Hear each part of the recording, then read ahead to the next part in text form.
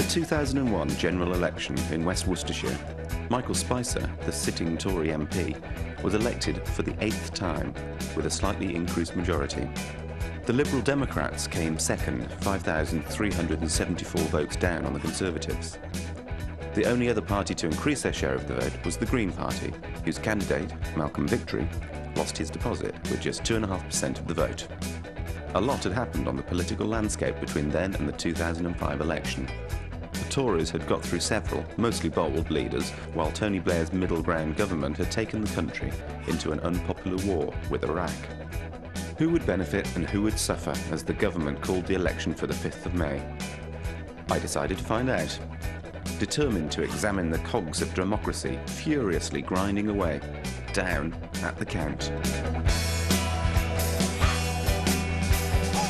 Let's meet the candidates.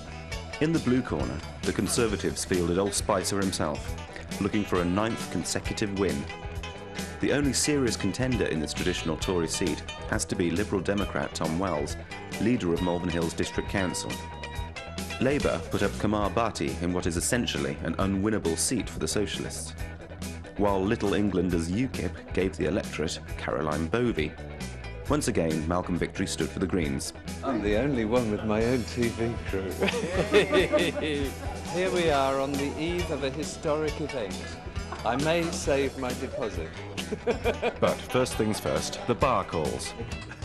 And finally, having secured a bed for the night, some liquid social lubricant that allows competing factions to set aside their differences. Well, it's nice to be here at the elections. At the moment, Lib Dems have got a nose ahead, and I think it's only by a short short bandwidth. Right then, okay, here we are. Here we have the fishometer. Now, over on the left we have most of the fish, and over on the right we have one. So, obviously here we have a massive swing to the left.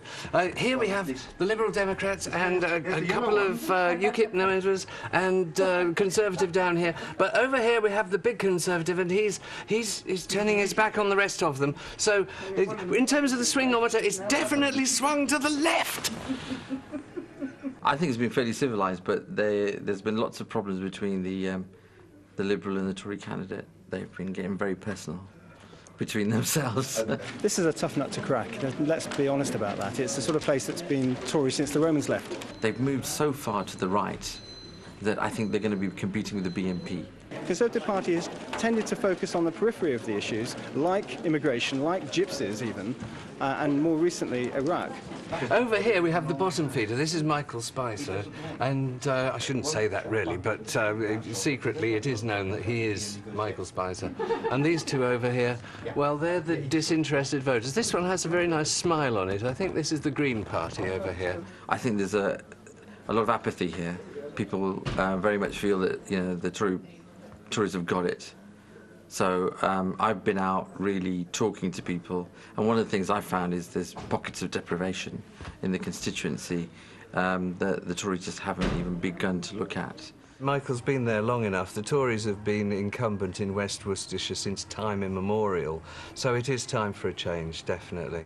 Malvern has come out for the Liberal Democrats, and indeed so has Upton and Pershore. But of course the rural hinterland, the villages in between, are still rock-solid Conservative.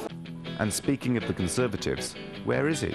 It's getting late, and one candidate is absent. Still, the count must go on. This is the room where the counting is going on for the general election in West Worcestershire. It's about midnight by now, and we've got through the stage where they're just totalling up the numbers of votes, and now they're getting to the stage where they're actually going through them and sifting them into piles for Conservative, Liberal Democrat, Labour, UKIP and Green Party.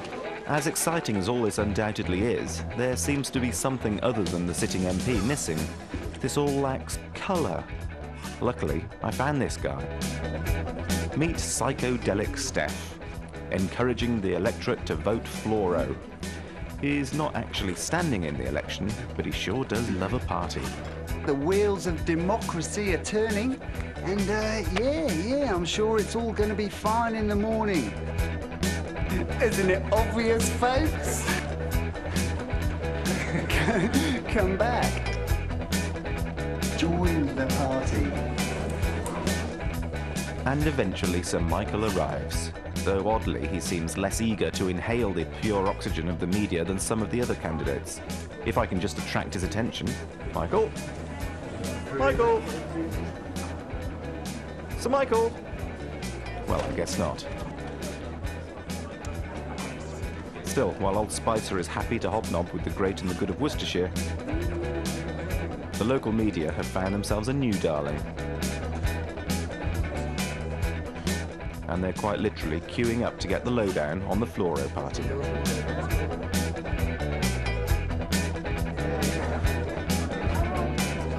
But time marches on, and it's getting close to 0 hour.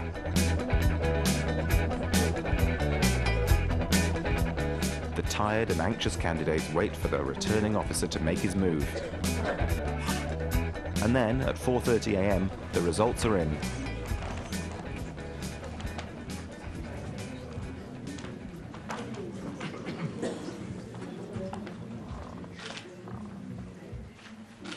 I, Chris Belcock, returning officer at this election, give you the following results for each candidate for West Worcestershire. We're out for a respectable showing for ourselves. 4,945 votes. I'm confident that, that if there is a Conservative majority tomorrow, it will certainly be less than 5,300. 18,484 votes. I may save my deposit. 1,099 votes.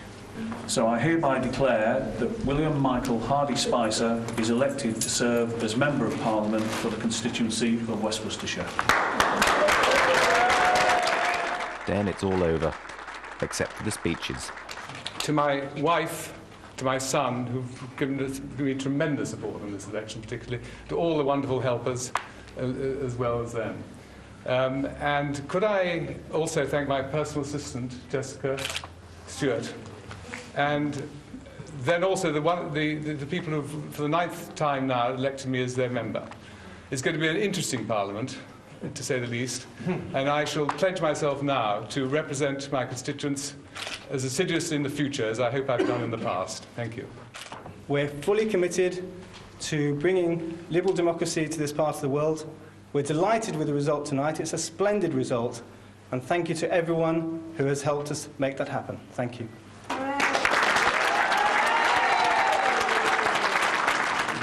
What do you reckon to your environment?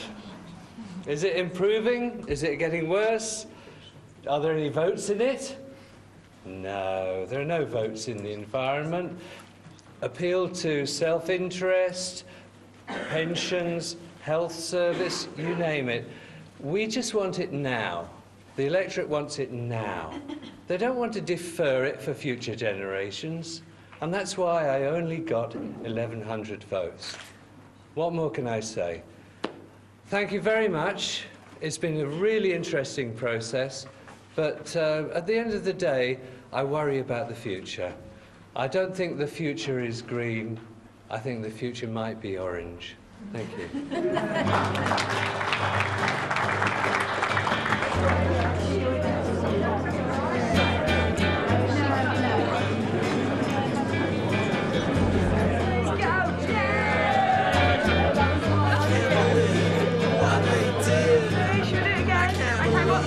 What they said. See, I was in love, love, love, love, love, love. What's inside of your head? So, despite a swing of 3.4% to the Liberal Democrats, Michael Spicer was once again elected to Parliament, though with a reduced majority. Mac Victory lost his deposit. Don't believe in the media lies. Don't commit mind suicide. Don't believe in the media lies. So how did your party do tonight? We did very well, yeah. The UK Independence Party, whatever they called it, just went past with in crutches. Oh, yes, yes. Yeah, they didn't like it too much. They weren't into it. Don't like faith, don't grow apart. Never endanger the diamonds that inhabit your heart.